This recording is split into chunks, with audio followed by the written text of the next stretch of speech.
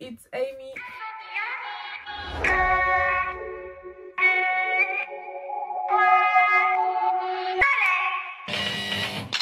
La partie peut commencer. Je voudrais vous souhaiter une bienvenue à tous. Celui ou celle qui sortira vainqueur des 6 jeux remportera une énorme somme d'argent.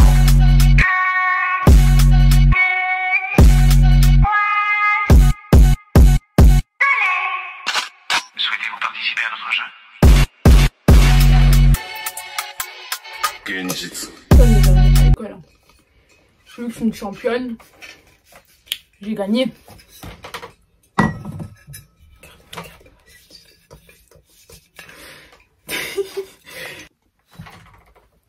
Du coup, hey guys, hello, it's Amy. J'espère que vous allez bien. Aujourd'hui, on se retrouve pour une nouvelle vidéo. Donc, comme tu l'as vu dans le titre, la vidéo s'appelle est-ce que le bac c'est vraiment de l'eau? Donc, je vais te répondre dans cette question. Donc, je vais pas répondre par oui ou par non. Je vais juste vous détailler en fait comment on fait pour avoir le bac. Parce que, félicitations à moi. Je le répète dans toutes mes vidéos, mais j'ai eu mon bac. Merci. Je le répète tout le temps parce que j'ai galéré à l'avoir. Enfin, j'ai pas galéré, mais j'ai travaillé pour l'avoir. Donc, pour vous dire que c'est pas de l'eau. J'ai eu avec mention bien, faut préciser. Parce qu'il n'y a pas tout le monde qui l'a avec mention. Franchement, je félicite aussi ceux qui l'ont pas eu avec mention. Moi, je l'ai eu et je le voulais avec mention parce que... Disons que j'ai toujours eu un niveau assez bien, assez bien dans tous mes cours. Du coup, c'était nécessaire, même obligatoire pour moi d'avoir au minimum la mention assez bien. Donc, j'ai eu la bien, donc... 19 à l'oral en plus. 19 € grand oral. 19 au grand oral. 19 au grand oral. Ça aurait pu me mettre 20 quand même. Si vous avez besoin de conseils, n'hésitez pas à me demander. Travaillez quand même, parce que comme je vous l'ai dit... Je voulais pas clairement dire, mais je vais vous faire comprendre que le bac ce n'est pas de l'eau. Surtout maintenant, vu qu'il y a 1000 épreuves. Enfin, avant il y avait 1000 épreuves, mais maintenant c'est en contrôle continu, donc il faut tout le temps travailler. Du coup, pour commencer, il faut réviser. Donc, si tu as regardé une de mes dernières vidéos qui parle de comment réussir en terminale, donc c'est un peu lié. Faut réviser après les cours, faut écouter pendant les cours, c'est un peu tout ce que j'ai dit dans cette dernière vidéo. Si tu ne l'as pas encore vu, je t'invite à aller la voir, je te la mets juste ici. Donc, pour avoir son bac, il faut être concentré dans sa scolarité. Très concentré, parce que c'est très important. Faut pas juste aller en cours, faire acte de présence, parce que ça ne sert absolument à rien. Tu vas juste être là, les profs ils vont remarquer que tu es juste là pour être là, et ils vont te... déchiré carrément, parce que surtout quand t'es en terminale, les profs détestent vraiment. Nos profs ils étaient là en mode je préfère un élève qui bavarde qu'un élève qui dort ou qui s'en fout de mon cours. Genre vraiment ils ont horreur de ça, des élèves qui sont passifs.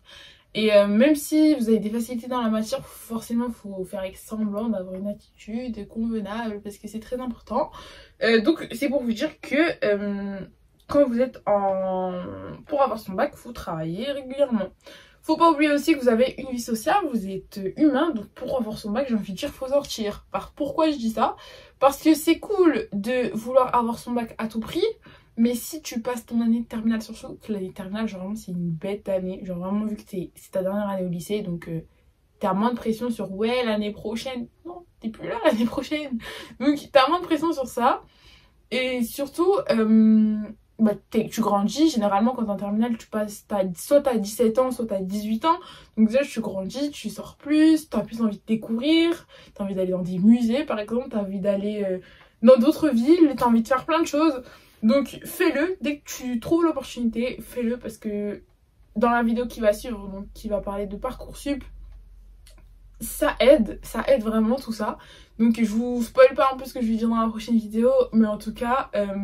je vous conseille vraiment de prendre du temps pour vous, parce que c'est très important pour vos amis, pour votre vie sociale, parce qu'il faut se faire un petit carnet. Même si après l'école, on dit tous que après le lycée, on se perd tous de vue. C'est vrai et faux en même temps, parce qu'il faut la volonté aussi. Si tu as envie de perdre tout le monde de vue, bah, tu perdras tout le monde de vue, mais si tu n'as pas envie, ça n'arrivera pas. Donc revenons à la question de comment avoir son bac avec mention. Donc pour l'avoir avec mention, il faut être stratégique, très stratégique. Par exemple, moi en terminale STMG, c'est à peu près pareil pour les généraux, c'est à peu près pareil. On a les spécialités, on a les contrôles continus, etc. etc. D'ailleurs, j'ai une information à vous donner que j'ai appris à la fin. Dans le contrôle continu, vos spécialités, en tout cas moi quand j'ai passé les bacs, mes spécialités n'étaient pas comptées. Genre, je l'ai appris, notre prof nous l'a dit en mars, donc on avait fini l'année, donc ça servait un peu à rien ce qu'elle nous disait. Mais elle nous l'a dit en mars, on avait un peu le seum, mais d'un côté je comprends pourquoi elle nous l'a pas dit, parce que moi je sais que si elle me l'aurait pas dit, bah j'aurais moins révisé du coup dans mes spécialités, donc management, économie, droit. Mais par contre, si je le savais, j'aurais été plus concentrée dans mes matières du contrôle continu, parce que même si elles ont un coefficient bas, ça aide un peu, genre d'avoir un petit 15 en maths, un petit 16 en anglais, ça aide toujours.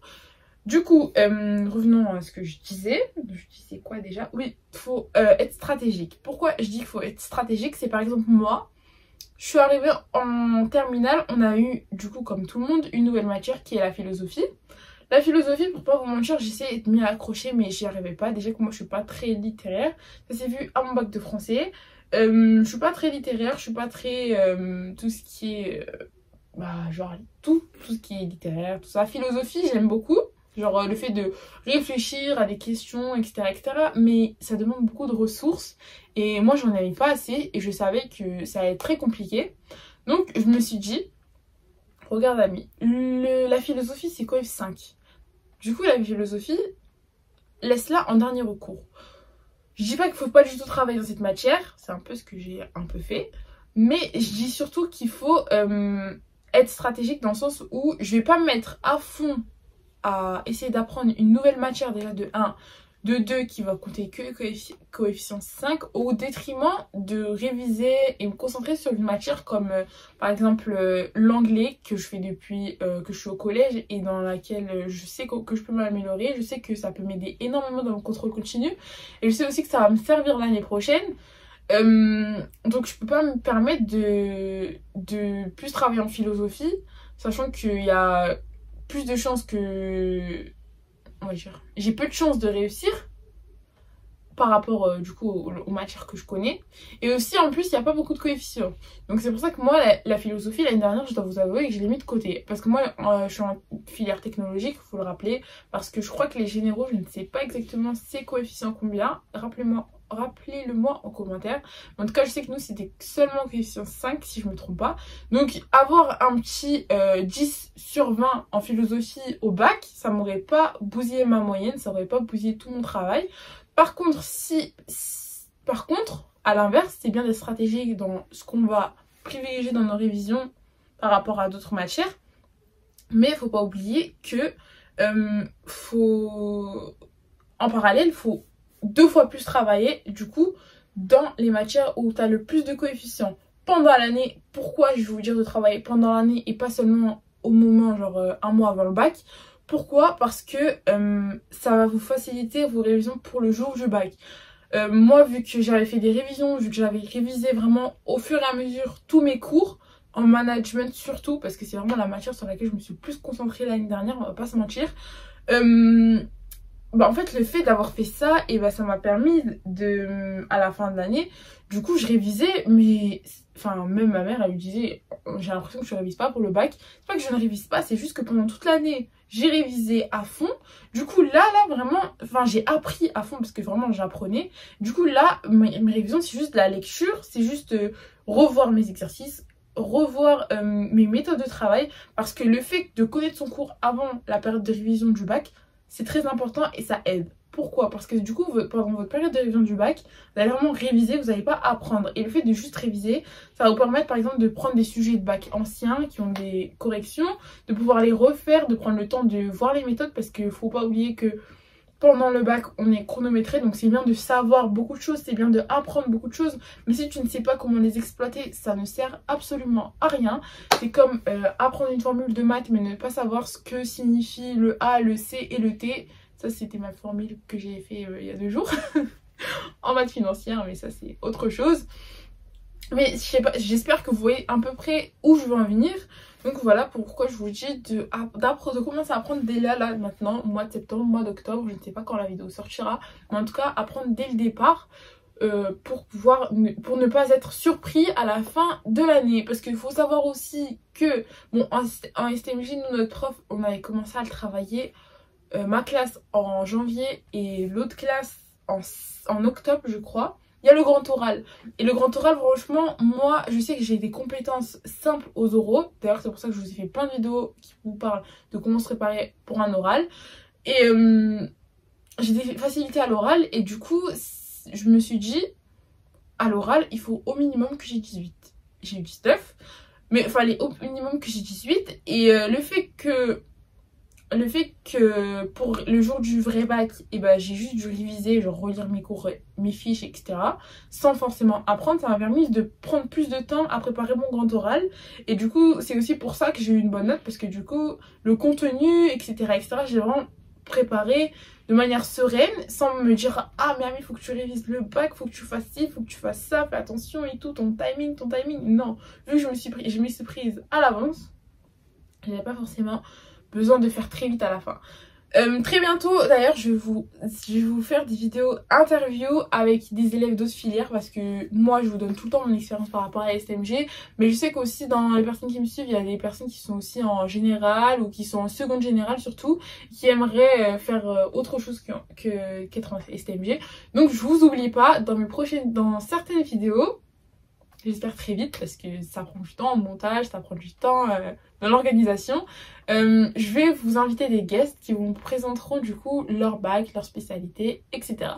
Donc revenons à la vidéo. Comment avoir son bac. Donc je vous ai dit de réviser, je vous ai dit d'être concentré, je vous ai dit d'être stratégique. Présent, faut pas être absent, même si le deuxième semestre ne sert absolument à rien par rapport à Parcoursup. Faites attention, parce que si vous passez par hors parcours, si vous ne passez pas par Parcoursup, si vous ne passez pas par Parcoursup, je vais vous expliquer dans une autre vidéo, parce que il y a plein d'autres vidéos qui arrivent, parce que j'ai une liste comme ça de demandes comment elle est faite, et c'est pour ça que j'essaie de pas trop mélanger.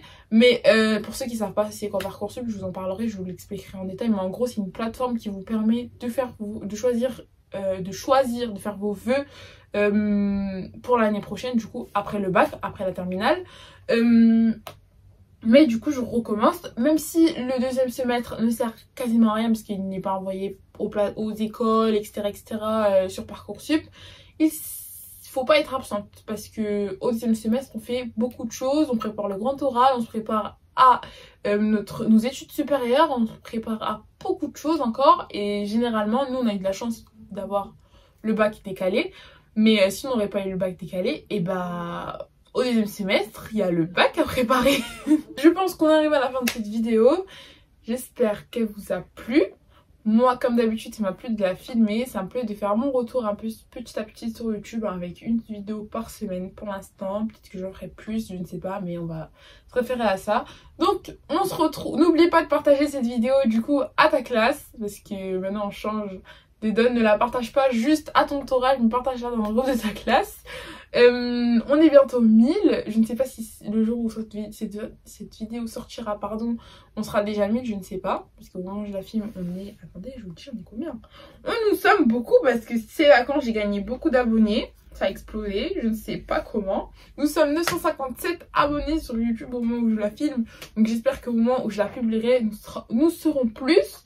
Du coup on se retrouve la semaine prochaine, mercredi à 17h30 pour une nouvelle vidéo. Tchuss!